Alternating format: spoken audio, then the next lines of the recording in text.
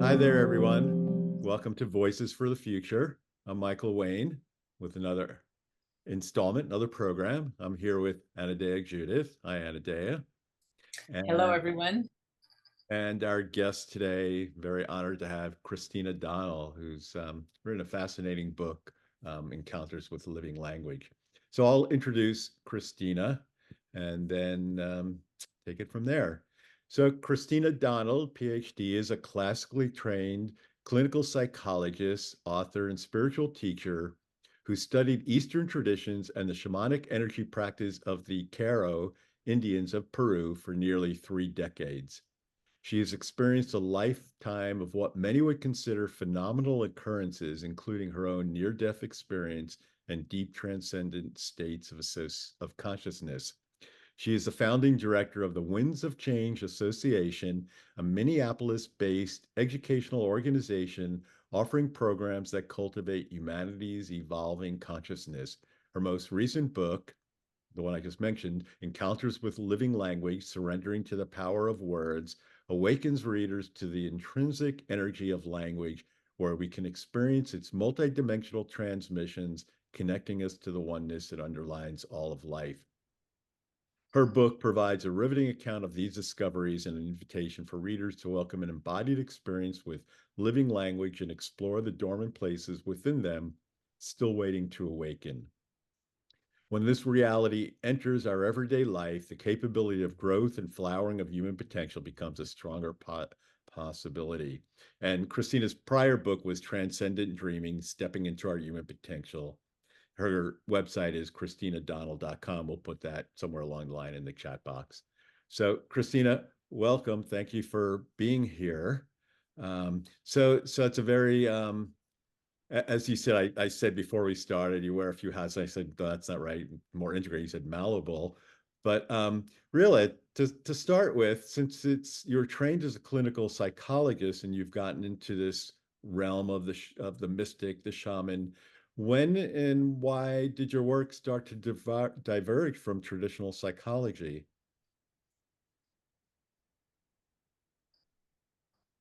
Wonderful question, Michael, and thank you. Lovely to meet you and to be on the show, and you as well, Anadea. Thank you. And it's an interesting question. I had my PhD by 24 and was practicing clinical psychology, but I have been a lucid dreamer all my life. And my first 6, 7 years practicing were, within consensual reality in the herd until managed care came along in medicine, where everything needed to be a diagnosis and show medical necessity. And it was at that point, having been somebody from really birth, that spirit mattered most, that I really parted ways. I was director of an anxiety disorders clinic in a major medical center, and steeped in the research and PhD students that were, in their practicum. But something occurred in that moment with Western medicine where I no longer felt it was viable to be a part of the system. And I knew that one-on-one and healing with people required an intimacy with the soul and the psyche. And I resigned my position and I started a private practice without insurance. And I started traveling to, the Andes, to Egypt, to Bolivia, to all of the places where indigenous peoples, where the spirit and the connection to the whole was still in place. And that was the beginning of the separation. And yet I've always practiced since the age of 24, because at the end of the day, I love sitting across from a soul and being soul to soul. Yeah, I always found when I was therapist, there were some of the most real moments in my life when someone is really opening up and in their vulnerability. It is such a privilege to sit there. And I Yes. know I read your book shortly after I'd returned from Peru, so I was very interested in some of your adventures there and what you talked about as illuminations. So, what is an illumination and how did they come to you? Yes, yes. You know, again, born as a lucid dreamer, I really do, you don't know it to be true. Somebody would have to like do the research around it, but I think my years of lucid dreaming just began to bleed into my everyday. And you might tell some of our listeners what lucid dreaming is in case someone doesn't know. Yes, yes. Lucid dreaming is when you go to bed and until the age of 30, I'm pretty sure I needed to go to bed and fall asleep for consciousness to really hit me, of which it lucid dreaming does, because you awake. Lucid dreaming is different than normal dreaming. You awaken within a dream.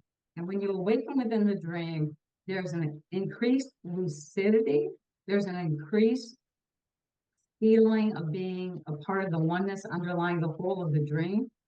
And you are moved into states of consciousness that are not rational or linear, they're multidimensional. I would even say they are quantum.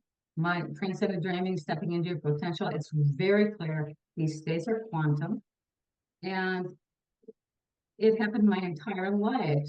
So to then awaken into the same experience of the what I call an illumination while awake felt as though it were a natural progression.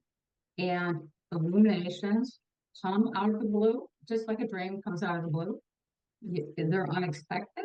They often come when you are still, or you're more spacious or silent.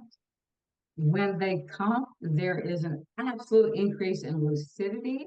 Your sensory system is quite heightened. And here's the most fascinating thing, which is why I wrote this book. Conceptual thought, rational thought is thwarted. It's unavailable to you. And so now the body embodied and sensory is experiencing that message or that light in a way that is not coming through the mind, it's coming through the body. That is what I call an illumination. Mm-hmm. Yeah. So before we talk more about this experience of illumination, I want to ask you about your book, that the title and what it means. So your book is Encounters with Living Language, Surrendering to the Power of Words. So what do you mean by that title, Living Language? Oh, Michael, I could go in 5 directions here. Oh, What do I mean by that? Let me answer this first. Living language. Living language means many things to me. And for our audience out there, we've all experienced living language. Whenever you read a really good line and the hair goes up on your neck, it is past conceptual thought and it's reached the sensory system of the body. And you have an experience that transports consciousness. That's living language. We all have had an experience. I have it frequently with clients, but we have it with our most intimate partners where we get full chills throughout the body. That is living language. The sweat of the mountain, the babble of the rivers is living language. The text from the Bible to the Quran to the Tarot is living language. It transports consciousness and it bypasses the rational mind and it moves the sensory system in a way that it transports the consciousness, and we can have a direct perception that doesn't come from the rational mind. That to me is living language. hmm. So it sounds like illuminated language, language with illumination. Yeah, yeah. You bring it Or together. language that is embodied. And when fully embodied, you have direct perception. And that is, what do we say? Do we say that's revolutionary or do we say it's evolutionary? It's a question. So did these illuminations just come to you, or is there a way that you had a certain practice that brought them about? Is there a way you can teach others to have these illuminations? Yeah, the how-to. I had a near-death experience on the mountain in Peru. I had yellow fever, and I had the second pass of yellow fever, which only 50% of people live through. And I was at 18,000 feet without any medical care.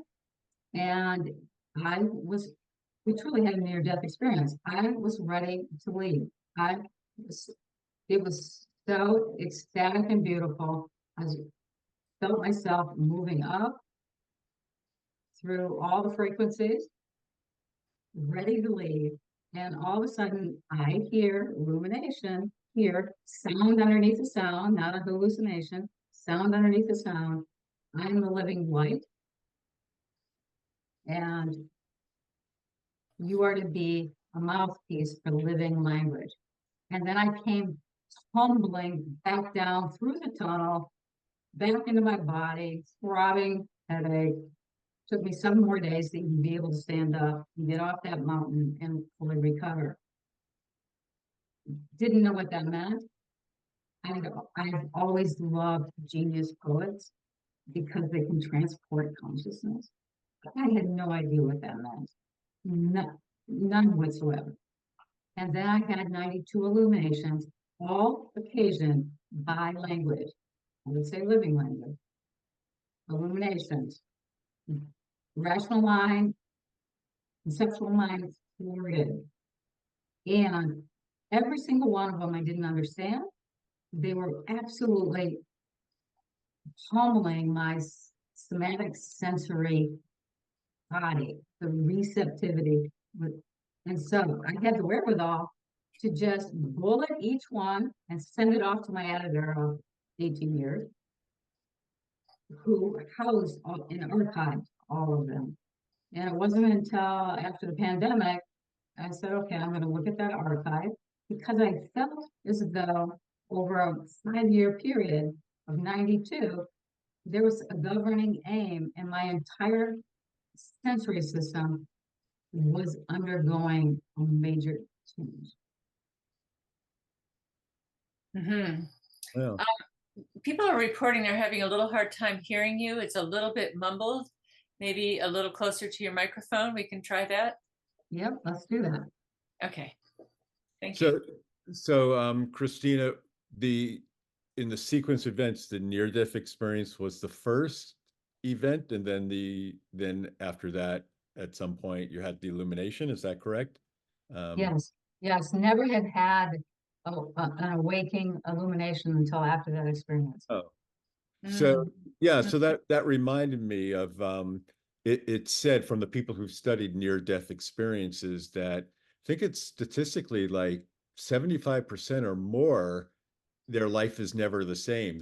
If they have a near-death experience, but that high percentage, they may come home and end a marriage or relationship or just change a job or something, because it's just never the same. And if you read Nita Morjani's book, Dying to Be Me, or even Alexander's book, both of them were radically Yes, transformed. So it sounds like the same for you. It's just like a really deep experience. And for anyone listening, it's not something you can like say, oh, I want to have a near-death experience so I can change. It's just that happens. And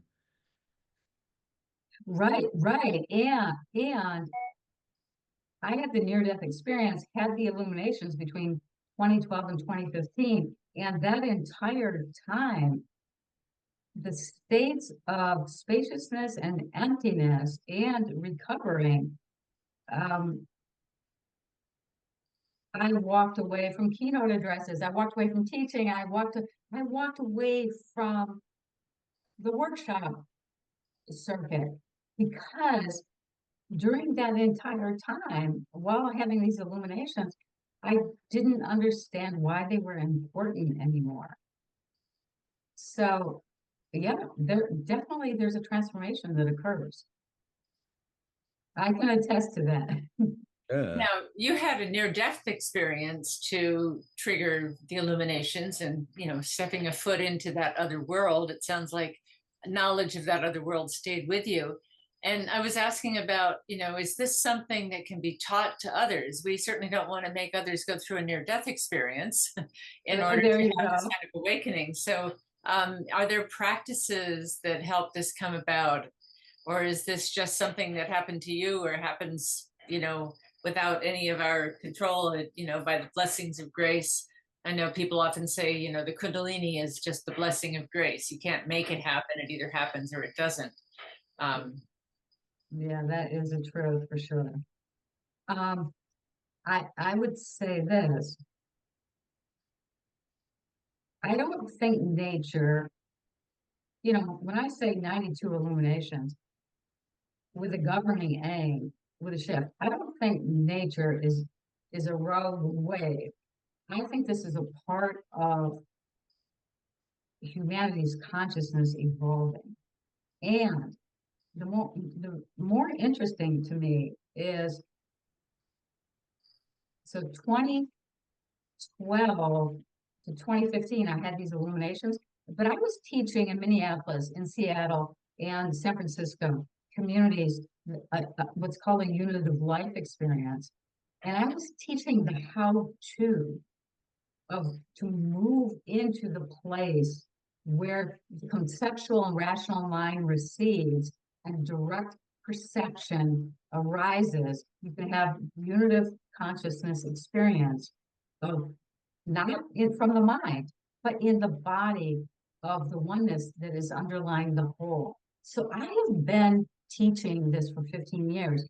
Interestingly, I chose to write this book first, and right now I'm working with my editor for this second book, which is kind of a how-to. It's literally, unfortunately, it has to come from a place of either emptiness, stillness, or meditation practice, and of quieting the conceptual and rational mind. Because none of these states, whether it's an illumination or whether it is the unitive experience in the body where you are connected to many things at once, doesn't arise if the conceptual mind is forward. Thus far, I don't see that. I'd love to hear it differently. And maybe perhaps with evolution, we'll see both at the same time. Mm-hmm. So let's delve more into the experience of illumination, just for everyone listening, since for most people, maybe some people, not such a new concept, other people's a new concept, but because it can also happen like listening to music, like if you hear Mozart or Beethoven, right? Yes, yes. What is that bodily feeling, that nonverbal feeling? What does that feel like? Michael, what is that feeling? And music, I think, brings it to human beings more than anything else. What is that feeling where we just drop down, the conceptual mind recedes, we actually have a somatic experience with the music, as T.S. Eliot would say, that you eventually become the music, you are the song. What is so so that's the extreme where you actually are one.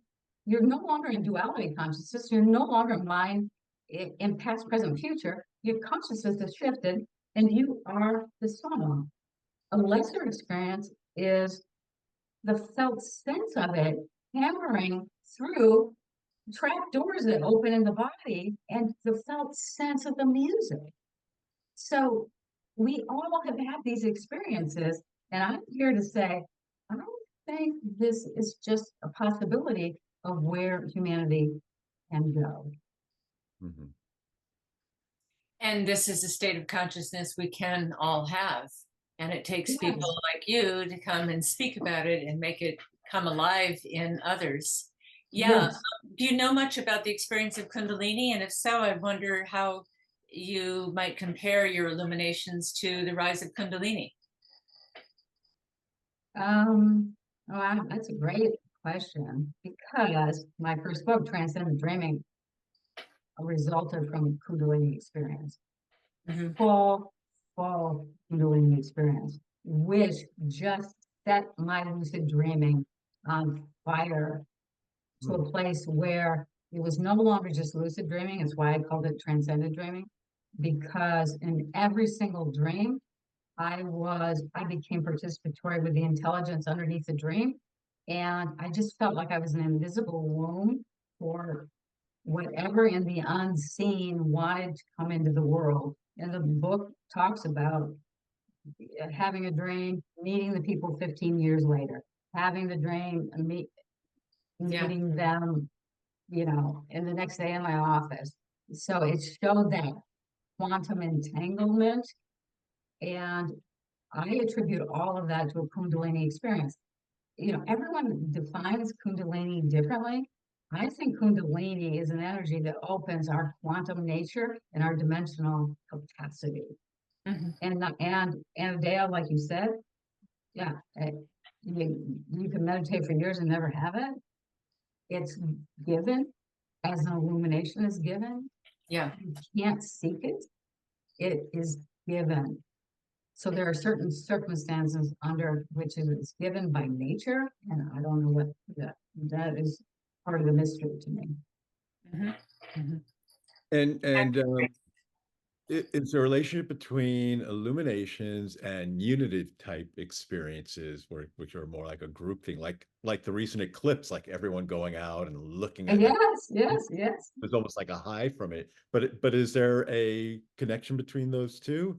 Illumination, unitive experiences? Yes. Um, in illumination experiences, as long as the rational mind or conceptual mind doesn't come back online, it goes through a progression. I only know this after 92 of them.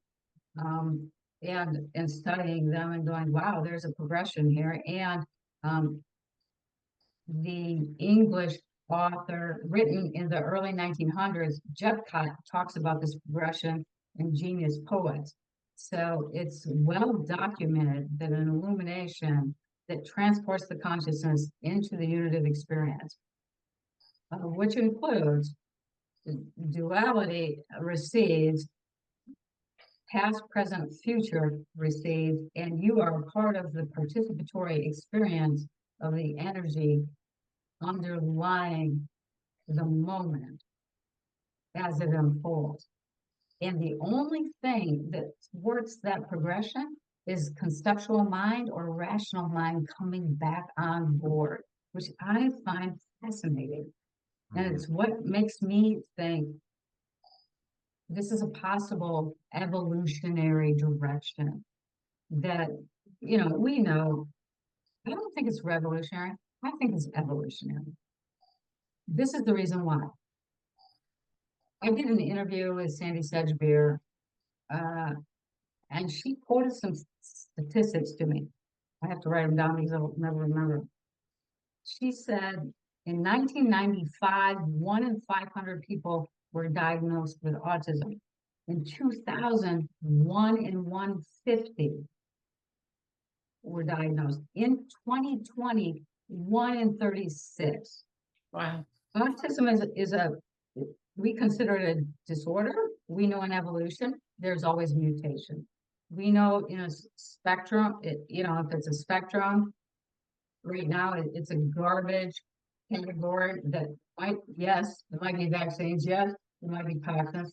But here's the thing, the non-speakers that are autistic, meaning they've never spoken a word because they're unable to, who now have the skill of letterboarding in their adolescence and young adulthood, are suddenly showing they know 4 or 5 languages they've never been experienced to.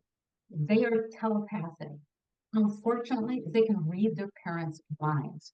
They have a skill set that is very close to the unitive experience. They can't, even when they learn to write, truly get us them. because they're in the multidimensional soup where they never individuated. So to me, that is a mutation in evolution on the planet. And mutations almost never are adaptive initially. Hmm. Mhm. And yet, so much grows from that. And I speak about it, I don't speak about autism in my book, but I speak about young Olympic hopefuls who are showing these, 20 to 24, showing some of these multidimensional sensory experiences that bypass the conceptual mind. And that, so for me, that's exciting. Our Mhm. future is in such tumult, especially with politics and climate change. So this is a possibility for a quantum leap, for us to come back to our sovereign right of our quantum body, which has yet to be expressed. Mhm. Yeah, and this can be a sign of where we're going. So here's a bit of an edgy question for you. And you studied with the shamans in Peru. I know that a lot of people today are experimenting with plant medicine.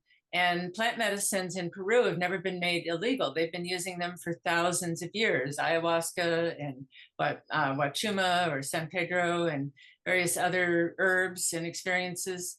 And how did you have experience with that, and how do you feel that helps us get to that quantum state and that expanded transcendent consciousness of unity? It's great. Great question, beautiful question. The Kero do not do plant medicine. They don't. You have to come, yeah, you have to come back down to the Amazon, to the jungle. I've never done plant medicine. Oh my God, I can't even imagine myself on any plant medicine, although I absolutely have a deep respect for nature and plant medicine. And um, I had a community in LA for a long time who experimented with ayahuasca in LA as a community. And I was able to witness over 6, 7, 8 years, they would process afterwards, what that progression in their consciousness looked like. They were very serious. It was done ceremonially, not just, hey, let's have a good time. Yeah. And um, I loved the openings, the epiphanies, the healing that occurred. What I didn't see, America, right? Not because indigenous people have access to it all the time, all the time. It's part of their everyday life if they choose for it to be. But in America,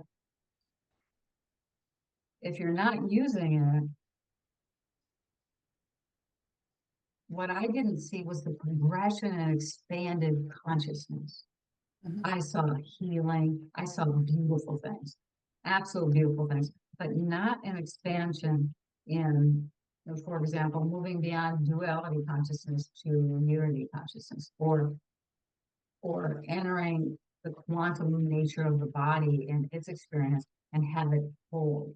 So I think about psilocybin now with psychotherapy and the microdosing. I'm enjoying witnessing people who are experiencing that, who are healing. And I'm not witnessing that next level of coming home to our sovereign right that we are light, we are made of atoms with electrons in orbits in that can orbit anywhere, and those shifts in the orbit that allow consciousness to shift and rise. Mhm. Mhm. Well, I think that some people look at the plant medicine and say, this will do it for me. And they don't have the additional practices to support it from, a normal state that support that. And it's not just going to the drug to do it. That can show you what's possible, but you have to sustain it with your practices. And if you don't do that, then you're not going to have something that holds, as you put it. Yeah. Sustain it with your practices and also sustain a beloved relationship with medicine. Because if you commune with medicine, become one with the medicine, well, then you can have an experience with it without actually having to ingest it. Yeah. But we aren't there yet. We just We're not there yet. We're a soundbite culture that's very hectic and busy, and we are not there yet. Yeah. And that reminds me of in the Carlos Castaneda books, the first series of books, he's doing all the drugs and he's talking about the tripping, all these experiences. And then later on, Don Juan says to him, "Oh, you were just too stupid. We had to give you those drugs. None of us do that." So, and then Carlos Castaneda became less stupid and learned how to, Right. so, um, yeah, Yeah, so, but what those plant medicines, if we can really honor their gift on the planet as a part of nature, they're here to teach. It's just you have to be in relationship to them in the right way. And it's very hard for us that been disconnected from nature to understand that relationship. yeah. I'm thinking this isn't correct, that like the opposite of living language is dead language. But what I mean by that is, like in the field of linguistics, it's understood that, language came in to start giving form to things, dog or anything gets a Yeah. name. But Naming, representing, naming. yeah, so what you're saying in a way is like kind of like intellectualizing form, but that perhaps gets in the way. That's why I call it dead language. Just I'm not sure exactly what would be No, I dead. like it. I like it. I call it a fossilized language. Fossilized. Yeah, Yeah, so I like dead language even better. yeah. So I think that's what you're getting at, is like that Western mind, that you haven't seen when people take the psychedelics. They're not really going into that that illumination state. So that gets in our way, would you say, that that kind of holding on to language and not being able to go towards living language? Yes, and the rational thought, conceptual mind. This is, representing. This is a dog. This is a tree. Which is part of duality, which is part of linear time, past, present, future. Right? It all works together and it holds a reality for us, and it has for centuries. 4 centuries.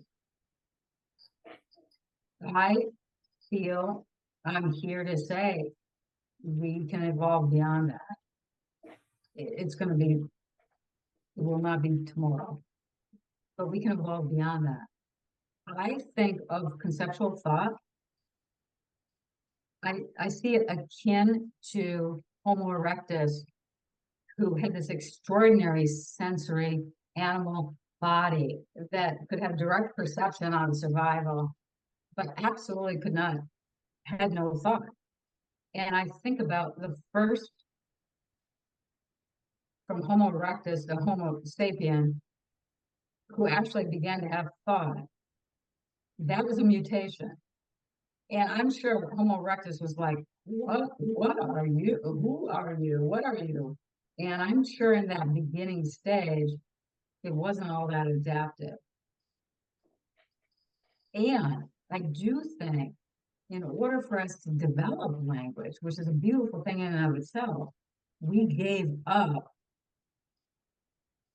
something in the neurodendritic field of our somatic sensory acuity.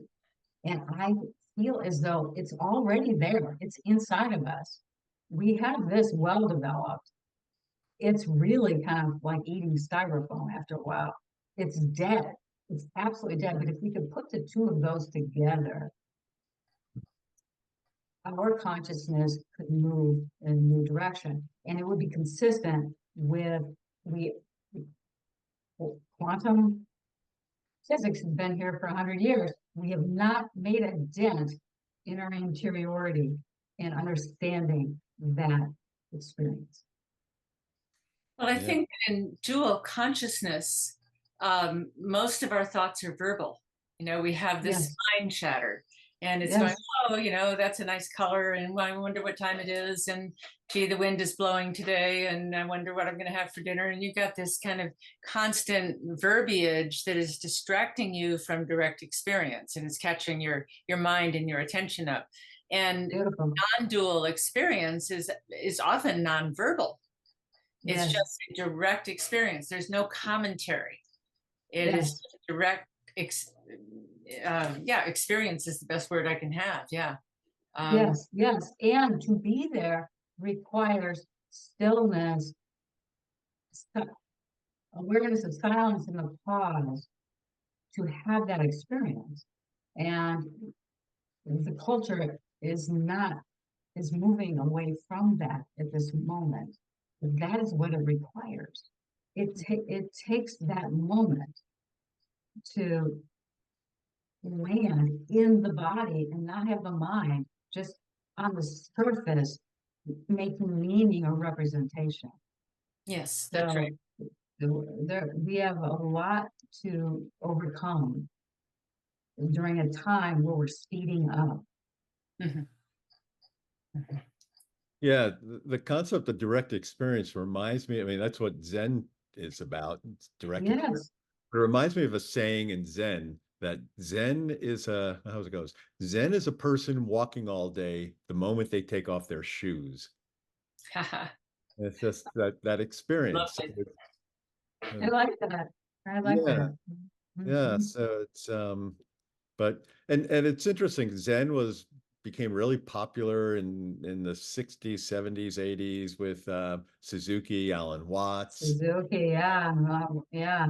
Yeah, and then yeah, and somehow and you know, people were really evolving rapidly in certain ways, and now it's now there's just it seems like everything's going on, everything all at once, everything. And Yes, and I might say because call it what you want, source creation, nature. There is a master plan that is way beyond our understanding. And, social media came along on top of, we're already, as a Western culture, we move very quickly. And after COVID, we are absolutely a soundbite culture with social media, and people are skating on the surface. And yet, when I sit with my 20 and 24-year-olds coming off of the pandemic who were gaming the whole time, and they are just, of course, addicted and obsessed to gaming. But when I ask them more questions about their gaming, because I've never gamed, and what I they say fascinating things to me. They One, it's a multidimensional experience. It's somatic sensory experience. And they say things to me like, it's so much fun because I can see how my friend's mind works.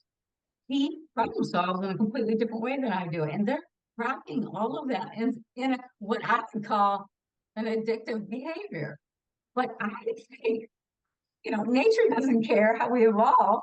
And we're so surface conscious now. And it's such a soundbite culture and fast culture that there's something growing there in their multidimensional mind that can move in different places. And of course, I see privileged people who are very bright, but versus they're going to go out and assassinate somebody. But I'm like, where I would be like, yeah, well, what is AI? What is gaming? I'm like, I see how evolution is slowly taking us into our quantum nature. Well, that's what we are essentially, and so Yes, we yeah. are. Yeah. Yeah. But I like what you say about embodiment, because many people think that this transcendent nature is about leaving the body and being detached from everything and going to some other world. But really, the way you are speaking about it, which I resonate with, is that it's an embodied experience and it's a holistic experience. And we're not separate from the body. We're not separate from the world. We are one with it. Is that the way you see it? That's why I loved having an interview with you, because I know we are sisters in the embodied nature of expanded consciousness. This is an exquisite vehicle of which when we are embodied and grounded in it, that is where true power comes from. Because it's connected to the earth and to the stratosphere. And it's in relationship to both and serving in both while being here and pragmatic and grounded. And I say to all my students, I don't care about opening your crown chakra. I want your root open because you can't come into your full power until your root is open. I couldn't And agree more. then you can take in more. But if your root is not open, you can't take this in. That's right. You can't. That's You right. can't take it in. Yeah. It's, our body is our vessel. Yeah, it's like trying Along to play music and say, well, we'll take away the flute and then see what music you play. Well, you play through an instrument, and this is our instrument. Exactly. Exactly. Mhm. And since you still do clinical work as a psychologist to some degree, so do you feel, Christina, that your experiences with having illuminations enhance your work as a psychologist? I mean, you just talked about making sure people are grounded, and in psychology, you're always trying to bring people to grounded. But how else would that how else or has it enhanced your work as a psychologist?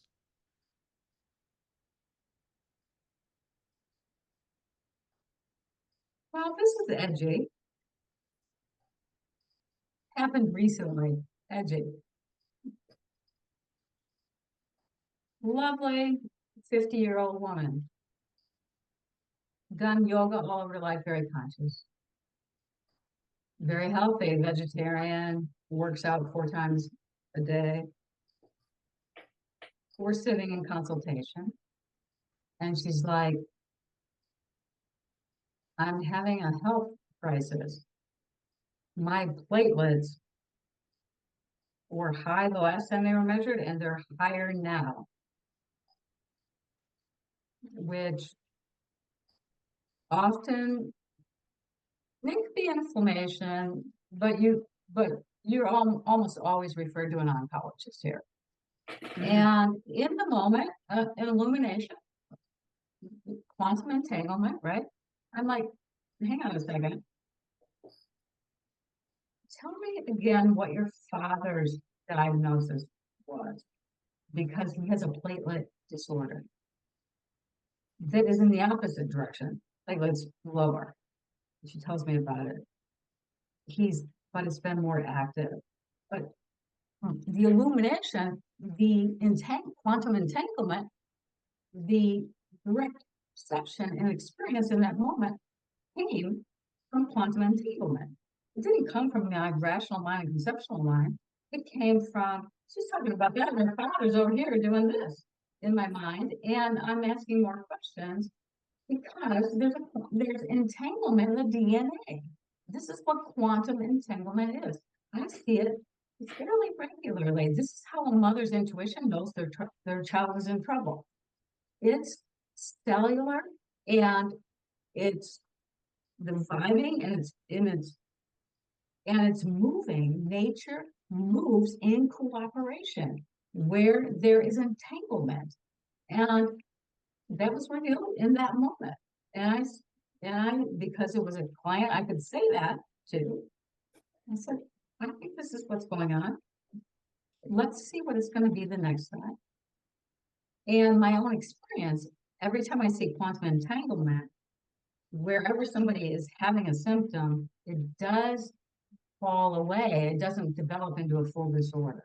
So I don't know. In the next 2 months, we're gonna see. Does she go down a line, or will it fall away? Because she just visited her father, and it was quantum entanglement. That is how an illumination or a unit of experience looks different in the office. There's more to work with besides just the rational mind or conceptualizing. Yeah. I want to say that we are coming toward the end of the hour, and to invite people to ask questions of Christina. You can type them into the chat, or you can type them into the Q&A.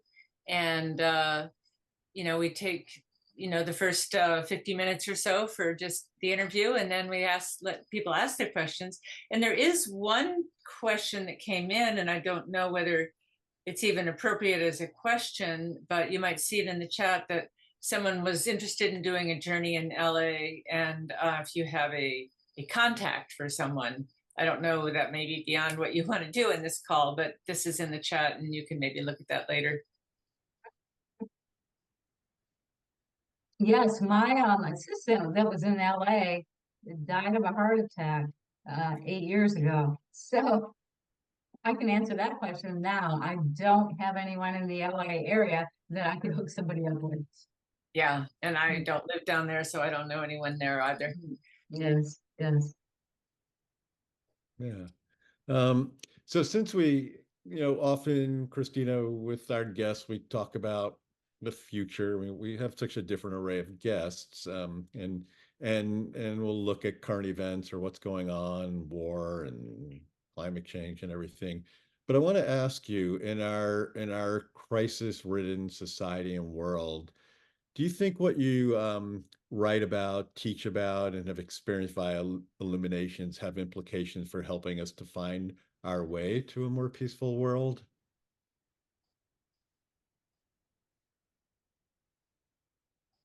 It is not why the book was written.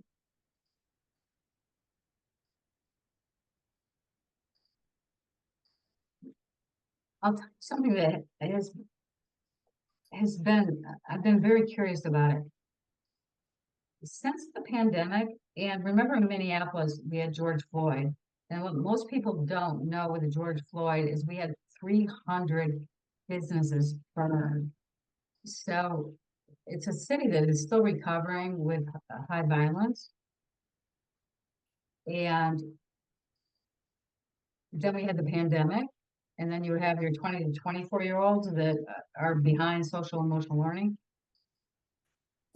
But I consult with people nationwide from 20 to 90. And I have not heard the word hope in my office since the pandemic, of which is very curious to me. It's just, it's, has it receded or is it absent? And I don't think in terms of hope,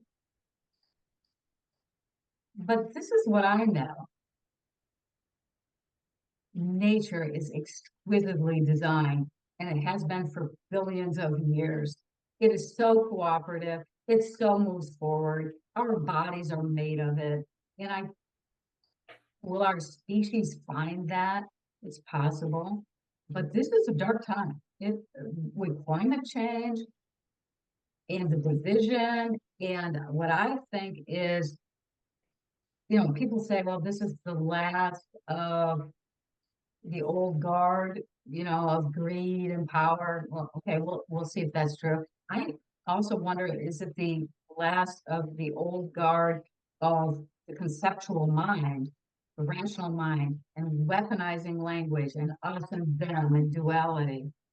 And I don't know that to be true, that is the end. I think all of us as baby boomers, I think we're all baby boomers, it's going to be a dark time. But nature's extraordinary. And will the species evolve beyond Homo sapien to Homo luminous? Or will nature flick us off?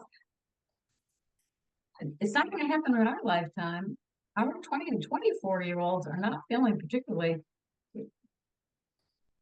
good about the future. It's not going to happen in their lifetime either. But it's a question. But I always come back to, we are nature and we are part of nature. And if we can connect back to nature, it finds a way to be cooperative and evolve. And that is where I have hope. Mhm. Well, nature does evolve. That's what living systems do. And as It soon as does. they have any energy coming in at all, It that does. forces them to continually reorganize and evolve. And, right now we just had a volcano blow in Indonesia, which could put particulate into the air and lower the temperature. When Yes. Mount Pinatubo blew, I forget what year it was, but some 20 years ago, the global temperature went down 1.5 degrees.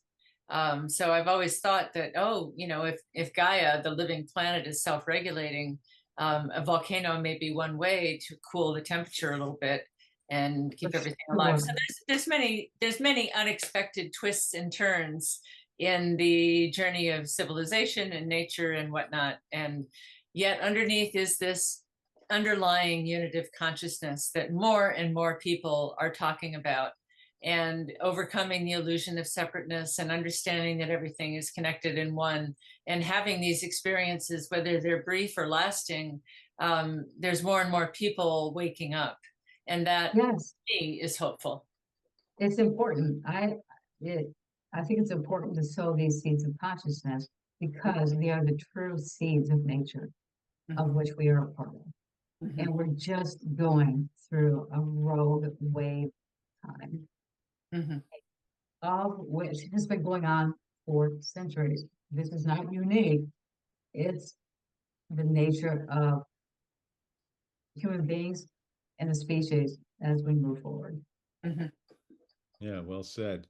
So you've talked about the younger folks, the millennials, Gen Z, clients of yours, 20, 24-year-olds.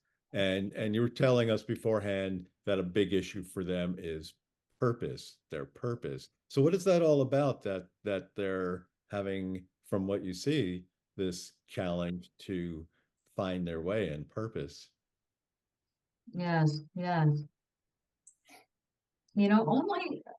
Probably only 10% of my practice is 20 to 24, but I find them so, they are truly representing, the new humanity coming forward.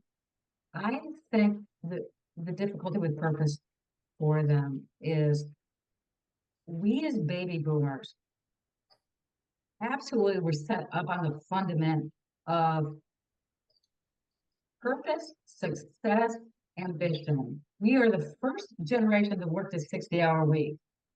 So we absolutely, the fundament of what we valued was around, if I know my vocation, I have purpose, and I have ambition, I'll succeed, and I'll be happy, or I'll have well-being. We can all talk about whether that was true or not. This generation is not going to buy into that fundament. That fundament is falling away. The pandemic, the virus itself, has helped that fall away. I have 30-year-olds who are working remote, who are, I'm only working 30 hours a week, but they love me, and I have a little guilt, but should I have guilt? Because I'm being paid for 40. It's a different time. Time looks different. How people spend time, what they value, what they buy into. The younger generation doesn't buy into an employer. They're absolutely about, I want you to respect me, I want my freedom, and I want to work remote. And somewhere in there, they're going to evolve purpose and what's important to them that is beyond that. And it's not here yet because the old is still falling away. Mhm. This is the interesting thing. You have Gen Z, you have Gen X, and you have the millennials who are not blowing air into Gen X or baby boomers. So there's no archetypal forces, unseen energies moving to keep that alive. It's falling away. We're watching it fall away. And whatever they're going to come into, it's not here yet. It's absolutely not here yet. I see it every day, but I do believe it will arrive. They will say, this is what's of value to me. This is what's important to me. This is the meaning of life. And they are questioning the meaning of Yeah, and through the falling away of what doesn't matter, you find out what does matter. life. Right? Yeah. So we have a question from one of the attendees. You speak about unitive life and quantum entanglement. How can we be present in both the little joys we experience every day and the violence going on? Like you talked about George Floyd and, you know, the culture of Minneapolis, and then we have this unitive life. How do you hold both of these? Well, one, because in the violence of life, there is deep community mourning authentically that are coming together, which is a part of the unitive experience. And from a consciousness perspective, the life and death in every moment is happening simultaneously. It is how the manifestation arises and maintains itself. And we often don't respect death and suffering and that which is hard, and yet it is absolutely equal to the joy, the wonderment, the curiosity. And sitting in your consciousness from a place that can hold all of that and see its beauty, because it's how the manifestation unfolds. Mm-hmm. Mm-hmm. Well, I don't see any other questions coming in. Michael, do you have any last questions? Yeah, so I'm no biblical scholar, but Oh, far from it. But that would be two of us. yeah, but I know that there's the saying, in the beginning was the word. And I'm wondering what your take is on that, since language, and I think it was a different word referred to in that saying than dog. In the beginning was dog or God. So what would you say about that? In the beginning was the word. In the beginning, no, it wasn't the word. In the beginning was silence, and then the word, and then the explosion, and then the cosmic galaxy began to emerge, and then its silence began. It's silence for a very long eon. No word, no word, but that was the word. That manifestation definitely was the word. And then it continued. It continued. And then the next.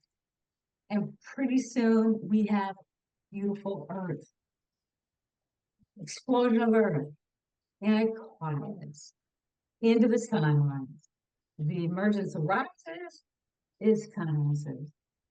And then we have the ocean and the wind over the ripples of the ocean, living language. And we have the mountains beginning to emerge and the sweat of the mountains, living language. Pretty soon we have vegetation and babbling brooks, living language. In the beginning was the word. Always in the beginning is the word, power of the word. Yeah, that's beautiful. So it was the word was the living language. It was the silence. It is the living language. If we can wield it from a place that doesn't weaponize and that is not just about representation. Uh-huh. The word is powerful. Uh-huh. And in the yoga text, there's in the beginning was the word Om, and that Om gave rise to all of creation. Oh, yes, Yeah. yes, yes. Yeah. Yeah, I think of the movie 2001: A Space Odyssey when he's going through the monolith and all those colors, and the rest of the film is pretty much silence from there when he goes Mhm. on to the Mhm. planet and goes through that whole experience. Yes, yes. Yeah, so it's really about how do, as we're talking, how do we balance that the intellectual mind and word is fossilized or whatever you want to call it with the living language and Mhm. that dualistic but dialectic integration. You know, Michael, I write in the book, a friend of mine shared a passage from Maharishi, who said, yes, we have the word in any language, not just Sanskrit. We have the word. And he said, and the word absolutely represents. But then we have the experience of the word. And he says, when you have the experience of the word, and the experience continues and it continues and it continues, it takes you to the boundlessness underneath the word, into that awakening. And it's truth. That's a simple truth. Yeah, that's great. One of our listeners says, thank you for this enlightening interview. Yeah, and we are just past the hour, so I think we should probably wrap it up, unless you have any last things, Michael. No, this is really enlightening. Yeah, I mean, maybe the most appropriate way to have done this interview was just to all of us sit here in silence. And Let the look at illumination. I and would look love at the books that. and I would love that. Yeah. Yeah, so here are the books, and yeah, I enjoyed reading it. And how can people get in touch with you? I think Michael put your website in the chat. I'll put it in one more time. Yeah, they can do the website and they can follow through Facebook or Instagram, because we post, like, we'll post little pieces of this interview and how to link to it. So yeah, probably the best way to be informed. All right. All right. Good. Well, thank you so much, Christina. It's been Thank you. really wonderful and illuminating, enlightening. I don't mean that as a pun, just yeah. So yeah. So all right. Well, and we'll I love it, and I'm wishing you the very best in your documentary. oh, So, thank you. Yeah. as a future voice, right? Right? Yeah. Christina is referring to the documentary I'm making, How to Save Democracy. And we Yes. filming Well last week. needed. Yeah. Yeah. Very well, very much needed. Yeah. So, All right. May living language come through you as you make that documentary. There we go. Thank you, Tina. Anna. Nice to meet you. Love you. yeah. Nice to Yes, meet thank you. you. And, Much love to you all. And we'll see you next month. Who's our speaker next month? Thursday, May 16th, Dennis Cohn, who's the Dennis Cohn. founder and director of the organization Resolutionaries, which is an organization that is attempting to bridge the political gap among various polarities and sides. Oh, excellent. All right. So yeah, there we go. Oh, for God's sakes, I might have Everyone. to watch it. Yeah. Thank you so much, everyone. And we'll see you next time on May 16th. Okay. Peace out, everyone. All right. Beautiful. Thank Bye. you.